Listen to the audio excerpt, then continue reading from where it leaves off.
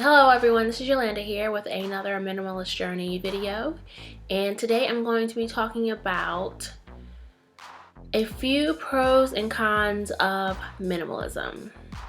The obvious pros that come to mind are you have less clutter, you're more organized, you save time, you're better at prioritizing your time, you save money because you're not buying a whole bunch of things, you focus more on valuing experiences over stuff. And some of the obvious cons are, you can't always get everything that you want, everything that you see. And sometimes your options are very limited in certain circumstances. So those are the obvious pros and cons that come to mind when I think about minimalism. But I wanted to dig a little bit deeper into some pros and cons that may not be always discussed in detail. So the first point I want to address is that minimalism requires sacrifice and commitment. The con to this point is that it's difficult to become a minimalist. It may on the surface appear easy. You may think, oh, I just need to, spend some time getting rid of this stuff. But the reality is that the decluttering process can be a very frustrating and overwhelming and stressful part of the whole embracing minimalism journey. Because as you're going through these things, memories come up that are attached to those things, emotions, thoughts. The sentimentality of those objects are what make it difficult for you to let them go. Additionally, if you're working on, decluttering your relationships, I think letting go of people can be just as difficult or even more difficult because you're dealing with an actual human and not an inanimate object. Letting go of people in your life that aren't, adding value to your life, that can be extremely difficult. The thought of having to talk to a person or explain why you don't want to be friends with them anymore can be very stressful. And I think one of the things that people struggle with most in embracing minimalism and adapting to this new lifestyle is that it brings up sort of an existential question of who am I now? Without all this stuff, without these people, without, the life that I've been living for the past, how many ever number of years, who am I now? And I'm actually going to address the existential perspective of embracing minimalism a little bit later in this video. As I said, sacrifice and commitment are required and very important to embracing minimalism. And although these things may seem, difficult at times and definitely in the beginning, the pro to this is that once you've mastered being willing to detach yourself, your identity and who you are and your feelings from these objects or people or your old lifestyle, as time goes on, it gets easier to make these decisions. The second point I want to address is that there's no standard for minimalism. There's no rule book. Minimalism is a very open and accepting lifestyle. And really the only requirement of minimalism is that you figure out what you need and what you love to live your life, and you eliminate the rest. That's it. So the con to this is that there is no rule book to being a minimalist.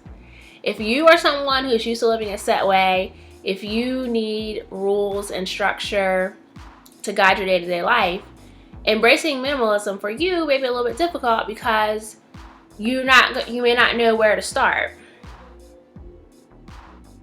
There are many people, including myself, who talk about minimalism. There's plenty of blogs, books, YouTube channels, and lots of people embracing this lifestyle and discussing it and giving you tips and suggestions and guides to live a minimalist life, but that's really all it is. It's just our suggestion based on our personal experiences. Minimalism, embracing minimalism, is a very personal journey, and you have to decide what's best for you. Additionally, minimalists in this country, and I'm referring to the United States, and it's probably true for some other Western nations, but particularly for the US, people living the simple life who are minimalists are definitely in the minority. We live in a country, a society, a culture that encourages the attainment of stuff, whether it's career, homes, cars, clothing. I mean, everywhere you go in this country, there's an advertisement for something. They are always trying to get into your psyche to get you to buy something. And minimalists are a minority in this country, and in your day-to-day life, in your real life, not online, but in your real day-to-day life, you may not actually know anyone who practices minimalism. You may not encounter anyone on a daily basis who shares the same perspective that you do on minimalism. So finding a good model for this behavior is going to be difficult. So when it boils down to it, you really can't depend on anyone else to define minimalism for you. You really have to take the time out and evaluate your own life and decide what minimalism is going to mean for you. The pro to that con is that you get to decide what minimalism means for you. You have the control, and no one, not me or any other person that talks about minimalism, gets to tell you how to live your life and what it means to be a minimalist to you. And I think if you really look at that as a positive thing and accept responsibility for defining your own minimalist journey, it can be very, very empowering for you. And it may push you to be more responsible and proactive in other areas of your life. So just remember, there is no rule book for minimalism. It's very open. While you may not know anyone personally who lives a minimalist life, or you may not be able to find a real life model of the minimalist life you want to live, on the positive side, you get to define it for yourself. And if you accept responsibility for it and really take it seriously, it can be very empowering. And just remember, whatever you do, whether it's minimalism or something else, you're the expert on you. So always look to yourself first. And the third point I want to address is shiny object syndrome. And shiny object syndrome is seeing something new, glossy, bright, cool, fun, whatever adjective you want to use, and being drawn to it or purchasing it or getting it because it's new, basically, or it's different from anything that you ever had before. So the con to this, and this isn't such an obvious con, but as you get deeper into your minimalism, you are less impressed by a lot of things, and you don't really have shiny object syndrome anymore. On the surface, this sounds like a positive thing because you feel like, hey, I'm not being swayed to obtain a lot of stuff that I don't necessarily need. But the con and the danger in this is that you're in danger of being in a constant state of underwhelm. And this is something that I find with myself personally. So this may not apply to you, but this is just an observation from my personal experience.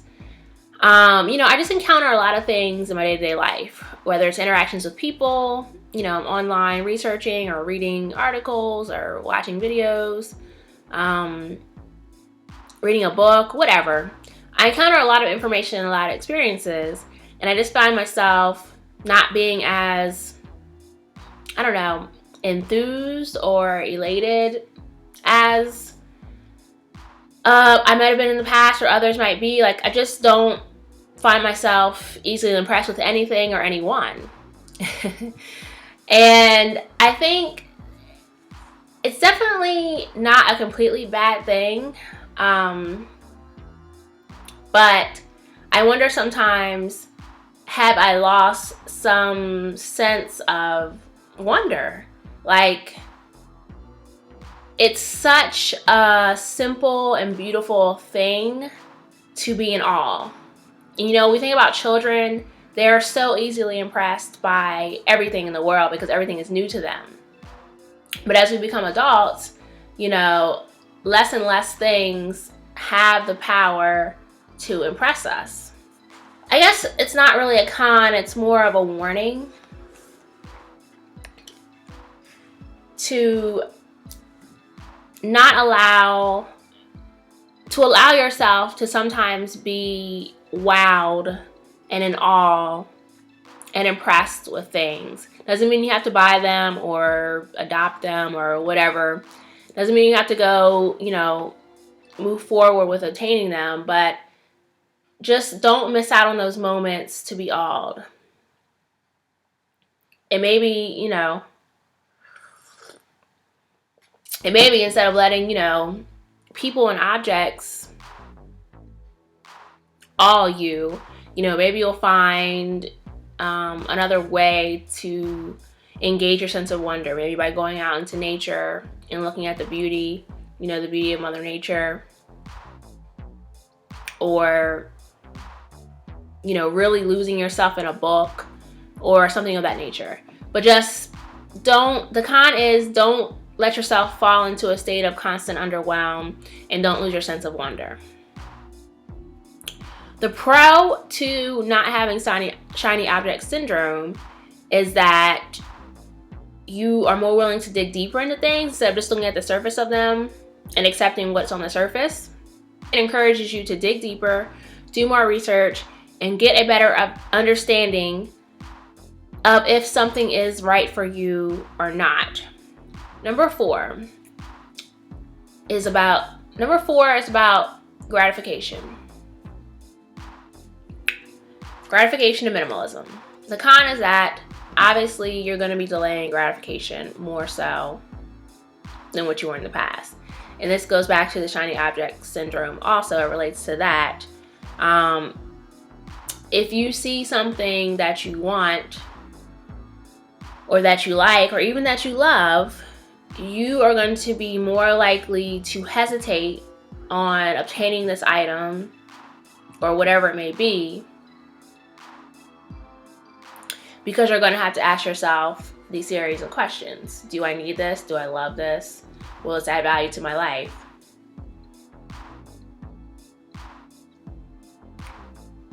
And it's going to be a little bit of, you know, wet blanket on things. You know, minimalism is a commitment. It's a commitment to only adding the things to your life that you need and that you love. And what that means is, along the way, you're going to have to pass over a lot of things that you like. You may really like them. You may even love them. But even if you encounter something that you love, it still may not be the right time to get that thing.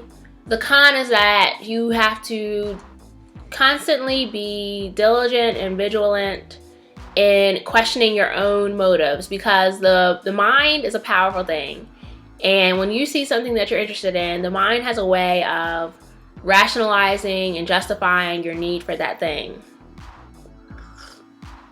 The pro is, over time, you're going to develop discipline and patience. And ultimately, your increased discipline and your ability to be patient for the things that you want will curb your desire for more. So as time goes on, you will want less and less. You know, and as I stated, you know, earlier, we are constantly bombarded with psychological messages to consume. So if you're on your minimalist journey and you still have impulses and you still want things that you know you don't need, there's no reason to feel bad about that, because there is, it's an advertisement war, and the war is against you. They are vying for your mental, emotional, and financial resources. So you're not in the wrong if you still find yourself wanting these things. But like I said, as time goes on, you'll learn how to spot those psychological triggers, and you'll learn how to curb those desires for more. So stay vigilant. The final thing I want to address is people and minimalism, or should I say other people and minimalism. A con that I've discovered is that it can be a very lonely journey at times. And earlier I talked about having to define minimalism for yourself, and maybe not knowing anyone in real life who's a minimalist, or not seeing people in your day-to-day life that model minimalist behavior. And this is where loneliness comes in, because if you're committed to minimalism and you don't know anyone who embraces this, when you want to talk to someone, in real life, because obviously there's plenty of, online resources that you can engage in and talk about minimalism, and they can be very helpful. I'm a part of minimalist groups on Facebook, and I enjoy watching others' videos on, YouTube and what have you, and reading blogs. But sometimes you just want to talk to someone in real life. You want to have a conversation with them, and there may not be someone there for you who understands what you're going through. Additionally, people may question your motives, and they may give you some pushback. They may really, not understand or agree with why you want to embrace minimalism. And that can, make you feel isolated, and like you don't have, that sense of community with your lifestyle. And then just like, hanging out with your friends or family. They may want to go, out to movies and the dinner, or you may want to go shopping or do something that, doesn't align with your goals and values or conflicts with your goals. And you have to make a decision. Do I want to spend time with my friends and, spend that money that I may be trying to save for something else, or that I just don't want to spend? Or, am I willing to, spend less time with them and possibly change the relationship you have with those people? If your relationship revolves around going shopping or spending, hanging out, and you stop doing those things, your relationship with that person is going to change, and may not change for the better. You may find yourself having to let go of some people. And, it can get very lonely. Very lonely and isolating if you have to separate yourself, from people that you've, known for a long time or spend a lot of time with, and you don't have any other friends or family members who share your lifestyle to, hang out with. Additionally, you have to check your expectations of yourself and your expectations of others. And I discussed this in my Deciding to Be Happy video somewhat. When you're deciding to embrace minimalism or deciding to do anything in your life, it's your own experience. So you cannot expect other people to agree with this experience, to support you in this experience. You cannot expect them to be reliable or dependable in this experience. And it's not to say that these other people are, you know, bad or something for not agreeing with you or not supporting you. Not to say that at all. I'm just saying you need to change your expectation that other people will support you. And this is, you know, and again, this doesn't just apply to minimalism. It applies to a lot of things, like entrepreneurship, for example. Just because you start a new business doesn't mean people are going to support you. People that you know and you expect to support you doesn't mean they're going to be there for you. Doesn't mean they're going to understand what you're doing or why you're choosing to do something different. And it doesn't make them bad people. It's just something that you need to understand and realize. And to add on to that, just whenever you have expectations of other people that may be unrealistic, just remember this. Those other people aren't changing their life. You have decided to change your life.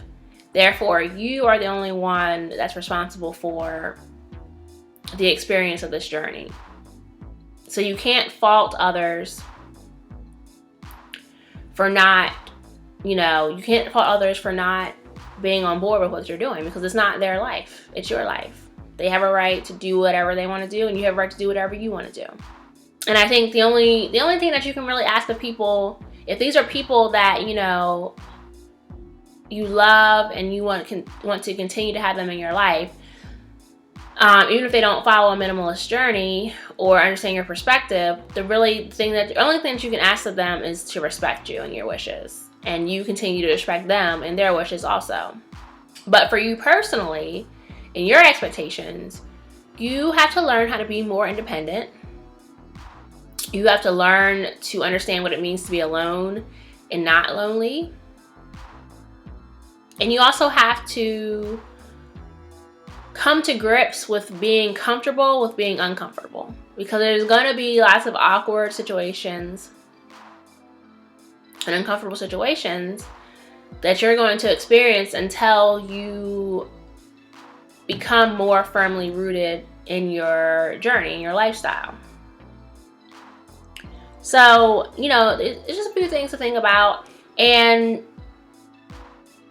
something to just carry with you is that it takes a lot of grit to be who you are and stand in your truth. And, you know, ultimately you just have to do what's best for you. So, the pro to this con is that while you are spending a lot of time alone and with yourself, is that you strengthen your bond with yourself. You get to know who you are better, and you may develop a deeper spiritual connection with yourself or with God or whatever you believe in. There's plenty of opportunity for you to know thyself. Because once you get into minimalism, you know, you're getting rid of the things and the people and the situations that don't serve you. You know, there's nothing to distract you from yourself. So those existential questions that I mentioned earlier will definitely surface. And these questions surface in everyone's life at some point in time. But if you're embracing minimalist and really committing to this journey, these questions are going to come up with a quickness, and they will be persistent. And you will either be, you know, evaluating your life and yourself for the first time, or you may be reconsidering, you know, perspectives that you had previously on what your purpose is and why are you here and who are you. So it's definitely, embracing minimalism is definitely an opportunity for you to really dig deep into your enlightenment and really, you know, question your existence and what it is you want to achieve and what it is you want to be known for in this life. And ultimately, you know, spending time alone with yourself is going to allow you to strengthen your inner self, which will help guard against those feelings of loneliness and awkwardness and uncomfortableness. and any insecurities that you may encounter, you know, on your minimalist journey. So that's it. I hope that these pros and cons, you know, really make you think more about your journey. And I want you to comment below and tell me some of your own personal pros and cons of minimalism and some of the experiences that you've encountered along the way and what you've learned from them. So thank you for watching. And I will see you in the next video. Peace.